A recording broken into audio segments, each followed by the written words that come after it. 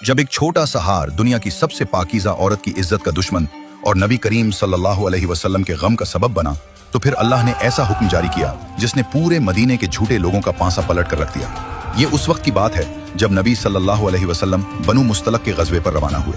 इस जमाने में नबी सल्लल्लाहु अलैहि वसल्लम की अज़वाज मुतहरात में से जो सफर में साथ जाती थीं, वो हौदज में बैठती थीं। हौदज एक ढका हुआ कुजावा होता था जो ऊंट की पीठ पर रखा जाता था और बाहर से कुछ नजर नहीं आता था। इस सफर में हजरत आयशा भी साथ थीं। सफर में हजरत आयशा कज़ाए हाजत के लिए गईं। वापस आईं तो पता चला कि उनका हार गुम हो गया है। वो वापस ढूंढने के लिए रुक गईं और लश्कर उन्हें हौदज में समझकर आगे चला गया। जब वापस आए तो सब जा चुके थे। वो अकेली सहरा में जमीन पर बैठ गईं और इंतजार करते करते नींद आ गई। थोड़ी देर बाद हजरत सफवान बिन मुअत्तल इधर से गुजरे। उनकी ड्यूटी थी कि लश्कर के पीछे रहें। उन्होंने हजरत आयशा को पहचान लिया और उन्हें लश्कर तक ले आए। यहाँ अब्दुल्लाह बिन अबी को ये बात पता चल गई। ये मदीने का सबसे बड़ा मुनाफिक था। इसने अफवाह उड़ा दी कि हजरत आयशा और सफवान के दरमियान कुछ गड़बड़ है।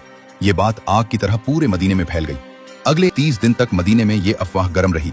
ये वक्त नबी सल्लल्लाहु अलैहि वसल्लम के लिए इंतहाई मुश्किल था। आप सल्लल्लाहु अलैहि वसल्लम को अपनी महबूब ज़ौजा पर यकीन था, लेकिन वही नाजिल नहीं हो रही थी। इसलिए आप सल्लल्लाहु अलैहि वसल्लम कोई हतमी फैसला नहीं कर सकते थे। उन्होंने हजरत अली और हजरत उसामा बिन जैद से भी मशवरा किया था। मदीने में लोग दो गिरोहों में बंट गए थे।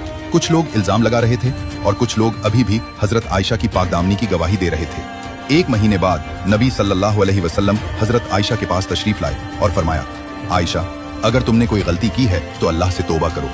यहाँ ये बात समझना जरूरी है। नबी सल्लल्लाहु अलैहि वसल्लम का उसूल था कि बगैर अल्लाह के हुक्म के कोई हतमी फैसला नहीं करते। एक तरफ वो शौहर थे जिन्हें यकीन था कि हजरत आयशा बेगुनाह है, और दूसरी तरफ वो नबी और हुक्मरान थे जिन पर उम्मत की जिम्मेदारी थी, और वही भी 1 महीने से बंद थी।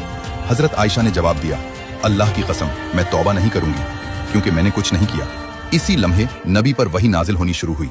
अल्लाह ने सूरत नूर की 10 आयात नाजिल फरमाई, जिसमें हजरत आयशा की बेगुनाही के सबूत दिए गए और जालिमों को दर्दनाक सजा सुनाई गई, जो आपको तफसील के साथ हमारी वेबसाइट पर मिल जाएगी। जिन लोगों ने ये इल्जाम फैलाया उन पर हद्द क़ज़फ़ जारी हुई और इल्जाम लगाने वालों को सबके सामने 80 कोड़े मारे गए।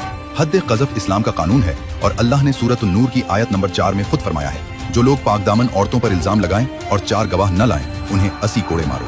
जिन पर यह हद जारी हुई थी उनमें हजरत हस्सान बिन साबित, जो नबी सल्लल्लाहु अलैहि वसल्लम के मशहूर शायर थे, और एक खातून हमना बिन्त जहश, हजरत ज़ैनब की बहन, यानी नबी सल्लल्लाहु अलैहि वसल्लम की एक ज़ौजा की सगी बहन भी शामिल थी। और अब्दुल्लाह बिन अबी के खिलाफ 4 गवाह न होने की वजह से वो सजा से बच गया, लेकिन आगे जाकर अल्लाह ने उसे ऐसा नीज़ तो नाबूद किया जो आप सोच भी नहीं सकते। कुरान ने खुद इस वाक़े को अफ़्क नाम दिया, जिसका मतलब है सबसे बड़ा झूठ।